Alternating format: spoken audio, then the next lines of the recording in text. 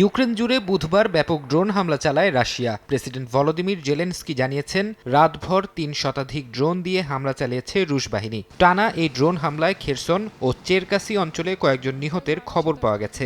এছাড়া লুটস্ক শহরের একটি বেসরকারি প্রতিষ্ঠানের গুদামে আগুন লেগে ব্যাপক ক্ষয়ক্ষতি হয়েছে।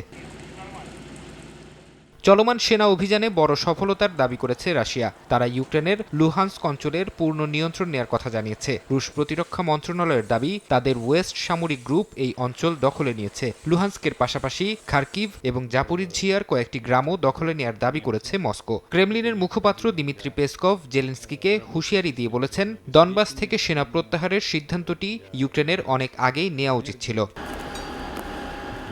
দুপক্ষের মধ্যে তীব্র সম্মুখ লড়াইও অব্যাহত আছে। গত একদিনে প্রায় ২০০টি সরাসরি সংঘর্ষের খবর পাওয়া গেছে। ইউক্রেনের জেনারেল স্টাফ জানিয়েছেন, রুশ বাহিনী একদিনে অর্ধ শতাধিক বিমান হামলা এবং ২০০-র বেশি গাইডেড বোমা বর্ষণ করেছে। দোনেৎস্ক অঞ্চলে নিজেদের অবস্থান ধরে রাখতে ইউক্রেনীয় সেনারা পাল্টা গোলাবর্ষণ চালিয়ে যাচ্ছে।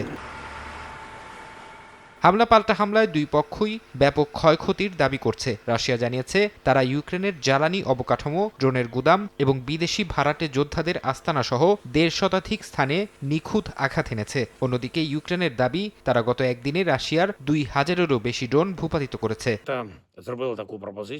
যুদ্ধের এই ভয়াবহতার মাঝে ইস্টার উপলক্ষে একটি যুদ্ধবিরতির প্রস্তাব দিয়েছিলেন ভলোদিমির জেলেনস্কি। ইউক্রেনের জ্বালানি অবকাঠামোতে হামলা বন্ধ রাখার আহ্বান জানিয়েছিলেন তিনি। তবে তার এই প্রস্তাব প্রত্যাখ্যান করেছে রাশিয়া। রুশ পররাষ্ট্র মন্ত্রণালয় জেলেনস্কির এই প্রস্তাবকে সস্তা প্রচারণা বলে উড়িয়ে দিয়েছে। মস্কোর দাবি, এই বিরতি নিয়ে ইউক্রেন মূলত তাদের সেনা পুনর্গঠন ও শক্তি সঞ্চয় করতে চায়, যা যুদ্ধে রাশিয়ার উদ্দেশ্যকে ব্যাহত করবে।